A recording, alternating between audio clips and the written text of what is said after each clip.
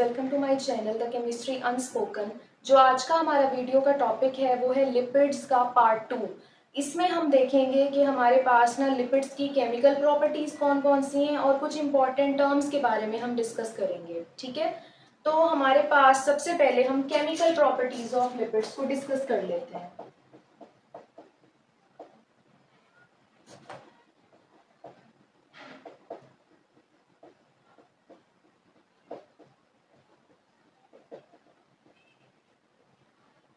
Chemical properties तो number 1 पे हमारे पास आ जाता है हाइड्रोलाइसिस।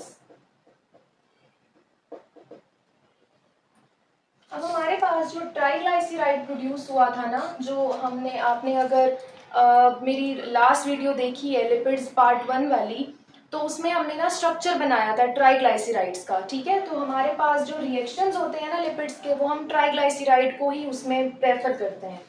तो इसमें हमारे पास अब ये जो है वो ट्राइग्लाइसराइड है, इसी का हम रिएक्शन कराएंगे।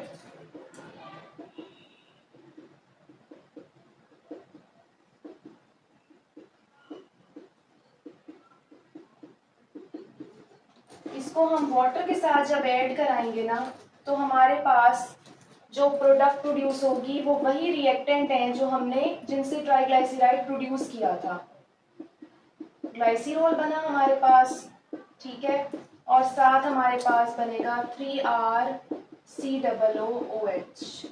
ठीक है, तो ये हमारे पास हाइड्रोलाइसिस का रिएक्शन है। ठीक है, यानी हम इसको ये भी कह सकते हैं कि ये ना बैकवर्ड रिएक्शन है, जो हमने फॉर्मेशन ऑफ ट्राइग्लाइसराइड में जो हमने रिएक्शन किया था ना, कि हमारे पास ये प्रोडक्ट बनता था उसमें और ये हमारे रिएक्टेंट थे, तो ये रिवर्स सब रिएक्शन हो गया है कि ये फिर जो रिएक्टेंट थे पहले वो प्रोडक्ट बन गए हैं इसमें, और जो प्रोडक्ट था वो रिएक्टेंट बन गया है। तो ये हमारा हाइड्रोलाइसिस का रिएक्शन है। सेकेंड हमारे पास आ जाता है सेपोनिफिकेशन। अब आपको पता होगा कि हम जब सोप प्रोड्यूस करते हैं, सेपोनिफिकेशन क्या है? सोप प्रोडक्शन का प्रोसेस है। तो सोप हम कैसे प्रोड्यूस करते हैं? किसी भी फैट के अंदर अगर हम बेस ऐड कर दें तो हम उसको जो है वो जो प्रोडक्ट बनती है वो क्या होती है? सोप होती है। तो हमारे पास यही हम ट्राइग्लाइसराइड को यूज करेंगे।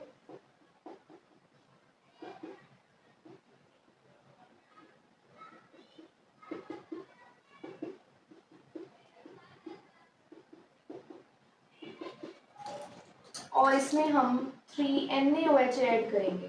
ठीक है, कोई भी बेस ऐड कर सकते हैं। तो लाइपेज एंजाइम की प्रेजेंस में ये रिएक्शन होगा, तो हमारे पास ना दोबारा से क्या प्रोड्यूस होना है? ग्लाइसिरोल। ठीक है, और साथ हमारे पास प्रोड्यूस होगा 3RCOONA। ठीक है, जो कि हमारा सोप है।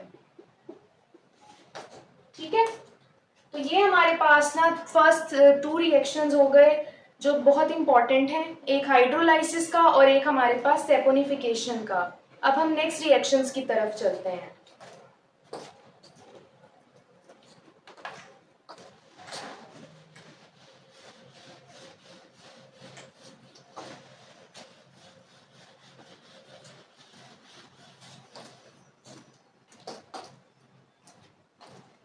थर्ड हमारे पास जो रिएक्शन है वो है हार्डनिंग ऑफ ऑयल्स।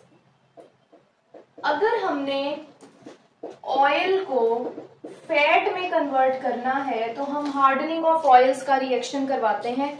और अगर आपने मेरी अल्केन्स वाली वीडियो देखी हो ना, उसमें हमने एक रिएक्शन कराया था हाइड्रोजिनेशन का, जिसमें हम क्या कर रहे थे, बल्कि अल्कीन्स वाली अगर वीडियो आपने देखी हो तो उसमें हम क्या कर रहे थे? अल्कीन्स की हाइड्रोजिनेशन करा के हम उन्हें अल्केन्स में कन्वर्ट कर रहे थे। ठीक है, तो इधर भी हम यही करेंगे। इधर हमारे पास ना अब एक ऑयल है। ऑयल आपको पता है क्या होता है? जिसमें अनसेचुरेटेड फैटी एसिड्स हो, यानी कि जिसमें डबल बॉन्ड या ट्रिपल बॉन्ड प्रेजेंट हो, और हमने उसे फैट में कन्वर्ट करना है, यानी कि किस में कन्वर्ट करना है? सेचुरेटेड फैटी एसिड्स में, यानी कि सिंगल बॉन्ड में। तो इधर हम क्या करेंगे? इधर हम हाइड्रोजिनेशन करवाएंगे। तो इधर हमारे पास अब एक ऑयल का स्ट्रक्चर मैं इधर लिख रही हूं। ठीक है,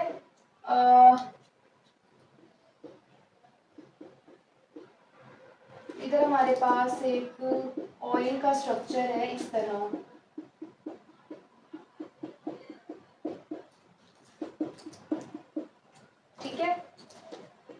सेम, यानी इधर 3 तरह की चेन्स हैं और उसमें सेम यही स्ट्रक्चर है।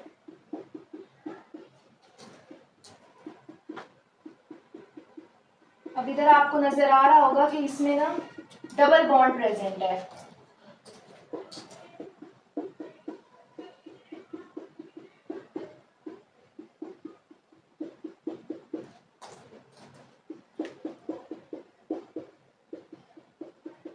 ठीक है, तो ये हमारे पास है एक ऑयल। ठीक है, इसके अंदर हमने जब 3H2 ऐड की, ठीक है, तो हमारे पास अब जो 3 हाइड्रोजन्स हमने ऐड किए हैं वो इस डबल बॉन्ड के साथ जाके रिएक्ट करेंगी, इनके अंदर ऐड होके इनको सिंगल बॉन्ड में कन्वर्ट कर देंगी। तो अब हमारे पास जो प्रोडक्ट बनेगा ना उसमें क्या होगा, ये वाली जो चीज है ना पूरी की पूरी, यानी CH2 CH double bond CH CH2 whole 7, ये पूरी चीज ना जो है रिप्लेस हो जाएगी एक और कंपाउंड से। तो हमारे पास इस तरह आ जाएगा CH2 16, इस तरह का हमारे पास स्ट्रक्चर आ जाएगा।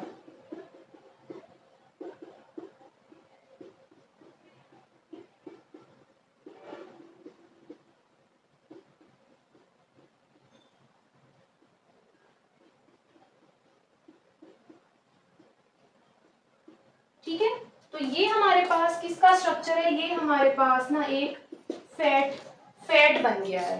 ठीक है, तो अगर हमने अनसैचुरेटेड फैटी एसिड्स यानी कि ऑयल्स को किस में कन्वर्ट करना है, सैचुरेटेड फैटी एसिड्स में, यानी कि फैट में, तो हम क्या करते हैं, हाइड्रोजिनेशन करवाते हैं अपने ऑयल की, जिससे उसको फैट में कन्वर्ट किया जाता है। जैसे आपने अगर अल्कीन्स वाली मैं आपको बता रही थी वीडियो, तो हम वो वाला जो रिएक्शन है ना वो भी हम हाइड्रोजिनेशन ऑफ ऑयल को यानी हाइड्रोजिनेशन ऑफ ऑयल करने के लिए यूज करते हैं जब हमने वेजिटेबल घी बनाना होता है इंडस्ट्रीज में।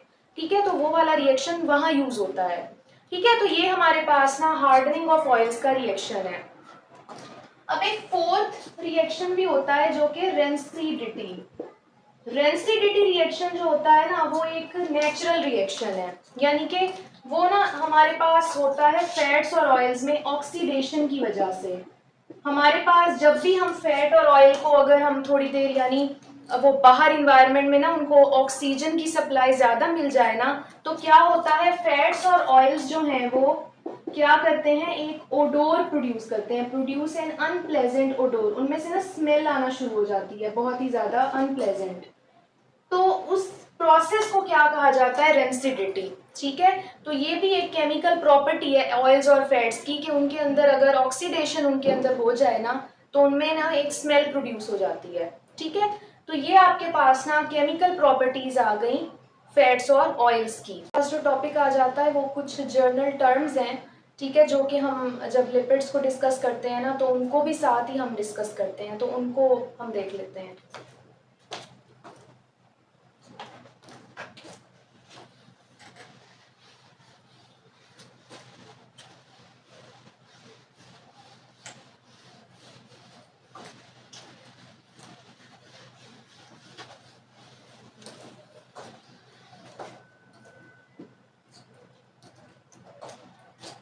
तो नंबर 1 पे हमारे पास आ जाता है saponification number.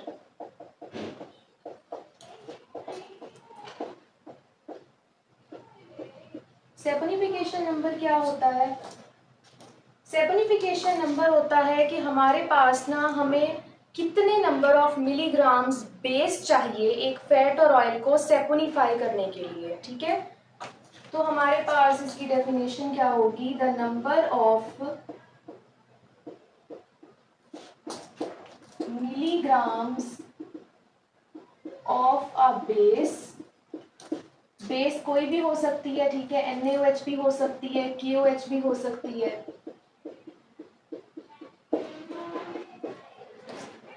required to saponify 1 gram of fat और ऑयल। ठीक है, तो हमारे पास ये सेपोनिफिकेशन नंबर होता है कि वो वाला नंबर जो कि हमें एक बेस का चाहिए होता है अगर हमने 1 ग्राम फैट या ऑयल को सेपोनीफाई करना है, यानी कि सेपोनिफिकेशन करनी है। अब हमारे पास आ जाती है इसकी एग्जांपल।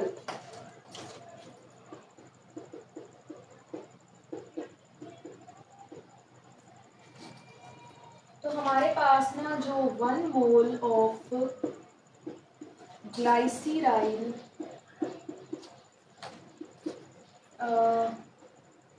ग्लाइसराइल ट्राइपेल्मिटेट होता है ना, उसको हमारे पास कितने रिक्वायर्स 168,000 मिलीग्राम ऑफ NaOH, ठीक है, सेपोनीफाई करने के लिए 1 मोल जो है ग्लाइसराइल ट्राइपेल्मिटेट जो हमारा फैट है उसे 168,000 मिलीग्राम चाहिए होते हैं बेस के, अगर उसको हमने सेपोनीफाई करना है।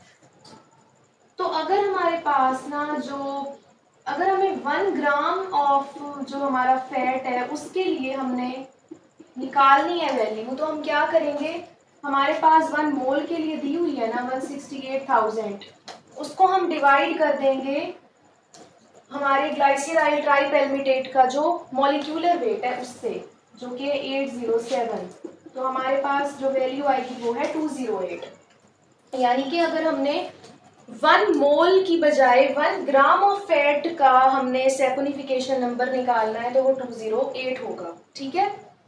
नेक्स्ट हमारे पास जो सेकंड जर्नल टर्म आती है वो है आयोडीन नंबर। आयोडीन नंबर क्या होता है? अब आयोडीन नंबर होता है कि हमारे पास ना अगर हमने किसी भी फैट या ऑयल के अंदर ना अनसेचुरेशन को चेक करना है, ठीक है, तो हम आयोडीन के साथ ना उसको रिएक्ट करवा देते हैं। तो जितनी कैपेसिटी एक फैट और ऑयल के अंदर होती है ना आयोडीन को एब्जॉर्ब करने की, वो हमारे पास क्या होता है, उस फैट और ऑयल का आयोडीन नंबर होता है। तो इसकी डेफिनेशन हमारे पास है the number of 100 grams of iodine dissolved by, या required by भी हम इधर लिख सकते हैं, required by 1 gram of fat, यानी 1 ग्राम फैट को कितने 100 ग्राम्स ऑफ आयोडीन चाहिए, वो नंबर जो होता है वो आयोडीन नंबर होता है। जैसे कि एग्जाम्पल अगर हम इधर देखें तो हमारे पास एग्जाम्पल है, जो हमारे पास कॉर्न ऑयल होता है ना, बल्कि कोकोनट ऑयल, उसका आयोडीन नंबर होता है 9.9, ठीक है। और जो हमारे पास सनफ्लावर ऑयल होता है उसका आयोडीन नंबर होता है 118 से 141 की रेंज में, ठीक है। और जो हमारे ग्लाइसराइड्स होते हैं ना उनका 0 आयोडीन नंबर होता है, ठीक है। तो ये हमारे पास ना आयोडीन नंबर की डेफिनेशन आ गई और एग्जाम्पल आ गई।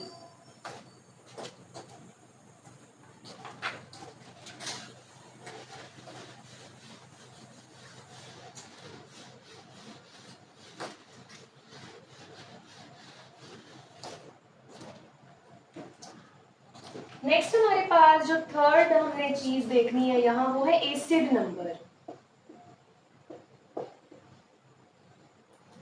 अब एसिड नंबर क्या होता है? अब हमारे पास जो लिपिड्स होते हैं ना उनके अंदर ना कुछ फैटी एसिड्स होते हैं, वो ना अटैच होते हैं, किसी कार्बन चेन से अटैच हैं, ठीक है, किसी OH ग्रुप से अटैच हैं, लेकिन कुछ फैटी एसिड्स ऐसे होते हैं जो फ्री होते हैं, ठीक है। और वो हमें बताते हैं कि हमारा जो फैट और ऑयल है ना वो कितना ज्यादा, यानी उसके अंदर ना अनसेचुरेशन कितनी है और वो कितना ज्यादा, यानी उसकी नेचर के बारे में बताते हैं। तो हमारे पास एसिड नंबर क्या होता है कि the number of free fatty acids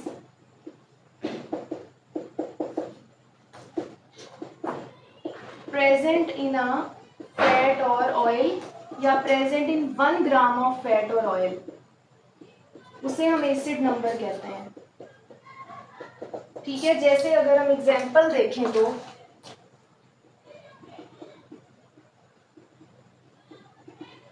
हमारे पास एग्जाम्पल आ जाती है, जैसे कि हमारा कैनोला ऑयल है, कैनोला ऑयल का जो एसिड नंबर है वो कितना होता है 0.071 से लेके 0.073 तक। और जो सोयाबीन ऑयल है उसका जो एसिड नंबर है वो होता है 0.60 से 0.61 तक। ठीक है, तो ये हमारे पास ना कुछ जर्नल टर्म्स हैं। जब हम लिपिड्स की बात करते हैं ना तो हमें इन टर्म्स का भी पता होना चाहिए कि सेपोनिफिकेशन नंबर क्या होता है, आयोडीन नंबर क्या होता है, एसिड नंबर क्या होता है। ठीक है, तो ये हमारे पास ना ये जर्नल टर्म्स हैं जो बहुत इंपॉर्टेंट है लिपिड्स के टॉपिक में। अगर आप लिपिड्स का टॉपिक पढ़ रहे हो तो आपको ये टर्म्स भी आनी। मेरे पास अपना बहुत इंपॉर्टेंट टॉपिक आ जाता है जो हम लिपिड्स में जो है डिस्कस ज़रूर करते हैं, जो कि है स्टेरॉइड्स का टॉपिक। ठीक है,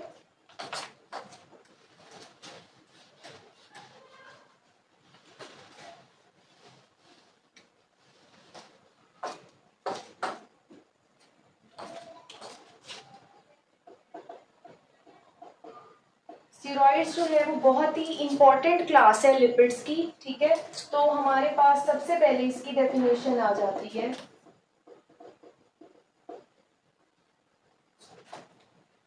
तो स्टेरॉइड्स क्या होते हैं? The compounds containing a nucleus, और इनकी जो न्यूक्लियस है वो किससे बनी होती है? हैविंग कंपोनेंट ऑफ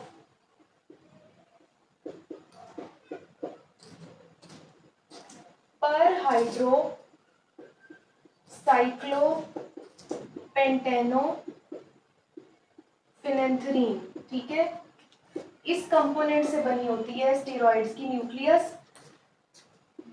जो अब ये वाला जो कंपाउंड है वो किससे बना होता है? Made up of 3 6 membered rings. ठीक है, इसमें 3 6 मेंबर्ड रिंग्स होते हैं और एक 5 मेंबर्ड रिंग होता है, एंड 1 5 मेंबर्ड रिंग।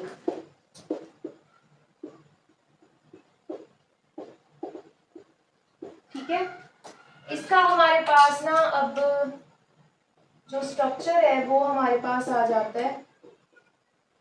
इस तरह का स्ट्रक्चर होता है इसका। हमारे पास ना 3 इसमें 6 मेंबर्ड रिंग होते हैं इस तरह। ये 6 मेंबर्ड रिंग है, उनकी इस तरह की अरेंजमेंट होती है। ठीक है, ए बी सी, ये हमारे 6 मेंबर्ड रिंग्स हैं। और एक हमारा इसमें 5 मेंबर्ड रिंग होता है जो कि डी से मैंने शो किया है। इधर एक मिथाइल ग्रुप अटैच होता है। ठीक है, इधर भी एक मिथाइल ग्रुप अटैच होता है और इधर एक आर चेन होती है। ठीक है, जो कि किसी भी यानी मिथाइल या अल्काइल जिसकी भी हो सकती है। ठीक है, तो हमने इसे आर से शो किया है। तो ये हमारे पास ना स्ट्रक्चर है स्टेरॉइड्स का। अब इसमें ना डिफरेंट एग्जांपल्स आ जाती हैं। ठीक है, तो अब हम उन एग्जांपल्स को डिस्कस करेंगे कि स्टेरॉइड की जो 3 मेन एग्जांपल्स हैं वो हमारे पास ना कहाँ यूज होती हैं और उनका स्ट्रक्चर क्या है। तो नंबर 1 पे हमारे पास आ जाता है कोलेस्ट्रॉल। कोलेस्ट्रॉल का तो आप सबको पता है ना कि क्या होता है। तो सबसे पहले हम इसकी डेफिनेशन देख लेते हैं।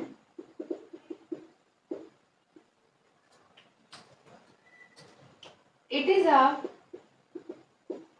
वैक्सी लिक्विड या वैक्सी सब्सटेंस, इसको कह देते हैं वैक्सी substance, which is made in liver, जो कि लिवर में बनता है, एंड इज प्रेजेंट इन, और ये होता कहाँ है? ब्लड में, and is present in blood and many cells, और बहुत सारे सेल्स में भी होता है। ठीक है, अब इसकी अकरेंस की अगर हम बात करें तो ये ज्यादातर कहाँ पाया जाता है?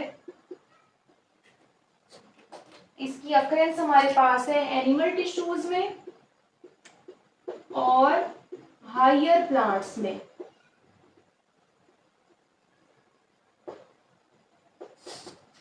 ठीक है, इसका जो कोलेस्ट्रॉल का स्ट्रक्चर है वो भी स्टेरॉइड की तरह है, क्योंकि वो स्टेरॉइड की ही एग्जांपल है। तो अब हम इसका स्ट्रक्चर देख लेते हैं।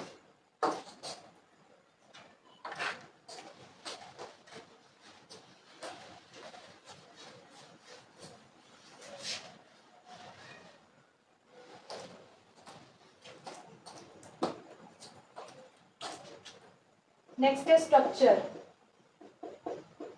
अब इसका स्ट्रक्चर किस तरह का है, हमारे पास ना सारी चीज वही है। अब ये हमारा 6 मेंबर्ड रिंग है, ये भी 6 मेंबर्ड रिंग है, ठीक है, ये भी हमारा 6 मेंबर्ड रिंग है, और ये वही 5 मेंबर्ड रिंग है, ठीक है। इधर हमारे पास CH3 अटैच है, इधर OH अटैच हुआ है इस वाली चेन के साथ। उसके बाद इधर हमारे पास एक और CH3 है, और इधर हमारे पास एक R की जगह एक पूरी चेन लगी हुई है।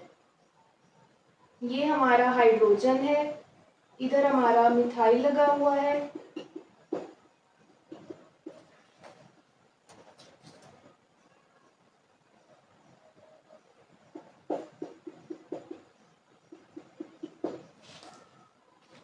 ठीक है।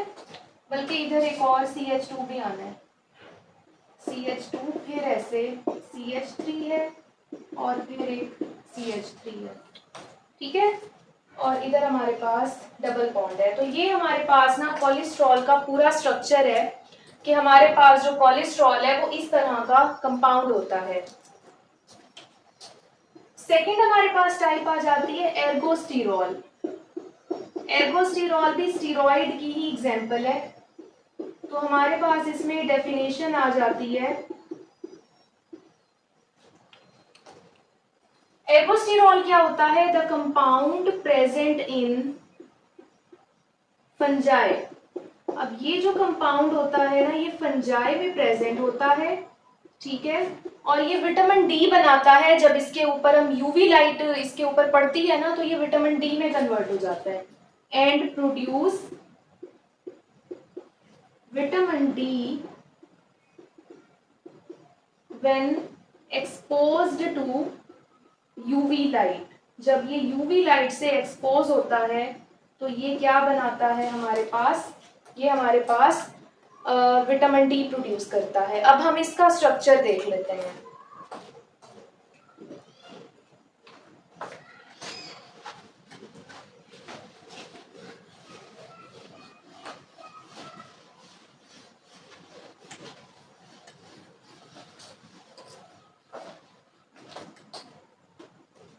एर्गोस्टिरॉल का अब हमारे पास स्ट्रक्चर आ जाता है।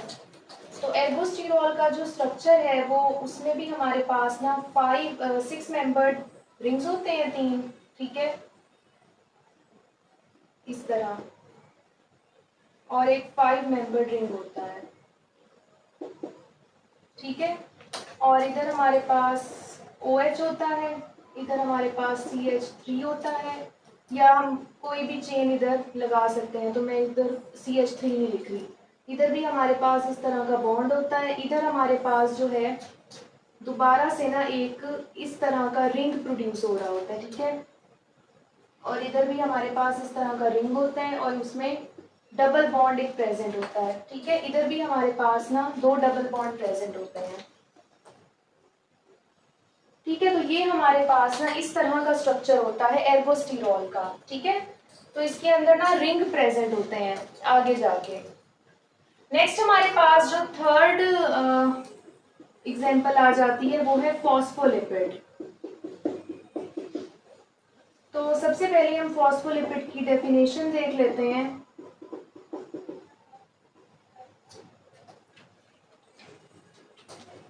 द कंपाउंड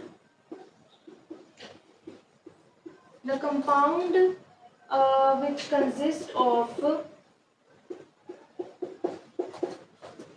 3 hydroxyl groups,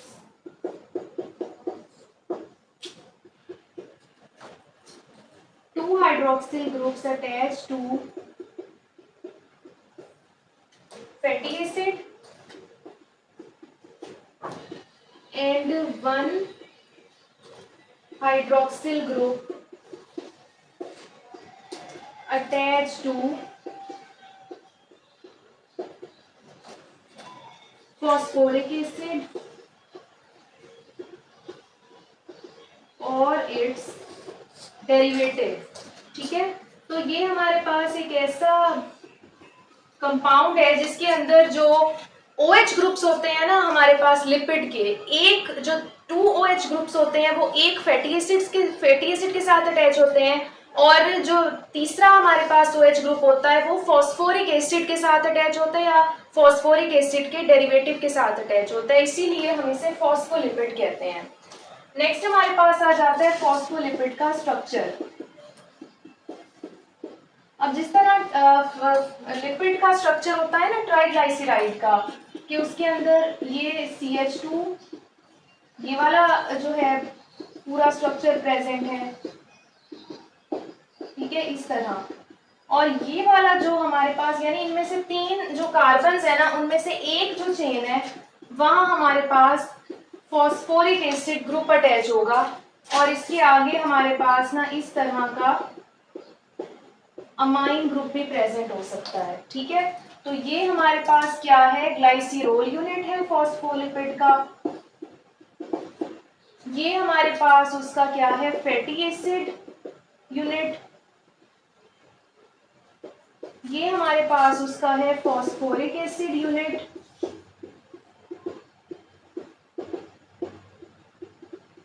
ठीक है, और ये हमारे पास है अमाइनो अल्कोहल यूनिट। तो फॉस्फोलिपिड में 4 तरह के यूनिट्स प्रेजेंट होते हैं, ठीक है। तो ये आपके पास ना फॉस्फोलिपिड का स्ट्रक्चर आ गया। तो ये आपके पास ना लिपिड्स का टॉपिक कंप्लीट हो गया है। तो मुझे उम्मीद है कि आपको वीडियो अच्छी लगी होगी। मेरे चैनल को ज़रूर सब्सक्राइब करें, मेरे पास नॉन सब्सक्राइबर रेशो काफ़ी ज़्यादा है, ठीक है। तो आप लोग वीडियोस देखते हो लेकिन सब्सक्राइब नहीं करते चैनल को, तो प्लीज़ मेरे चैनल को सब्सक्राइब करें ताकि आपको अच्छी अच्छी केमिस्ट्री की वीडियोस देखने को मिले। जो FSC वाला हमारा पोर्शन है ना वो कंप्लीट होने वाला है, ठीक है। जो लास्ट हमारे पास चैप्टर्स है ना 15-16, उनमें इतने ज़्यादा टॉपिक्स नहीं है जो यानी समझने वाले हैं, ठीक है। अगर कोई एक होगा तो मैं उसकी वीडियो लाजमी बनाऊंगी, लेकिन जो FSC वाला पोर्शन है ना वो मैं मैक्रोमोलिक्यूल्स तक ही हो सकता है आपको पढ़ाऊँ, ठीक है। क्योंकि आगे इंडस्ट्रीज वाला चैप्टर है एक, और एक आपके पास जो है वो उसमें भी मैन्युफैक्चरिंग है ज़्यादा, तो हमारे पास, और आई थिंक फर्टिलाइजर्स का चैप्टर है, ठीक है। तो उसमें इतनी डिटेल नहीं है, वो थ्योरी है, वो आप लोग खुद भी आराम से समझ सकते हो। तो FSC के बाद जो है ना वो हम BS लेवल का जो है ना जो टॉपिक्स हैं जो यानी FSC में नहीं होते कंप्लीट, तो हम BS लेवल तक जो है वो जाएंगे, ठीक है। मास्टर्स लेवल के टॉपिक्स हम डिस्कस करेंगे।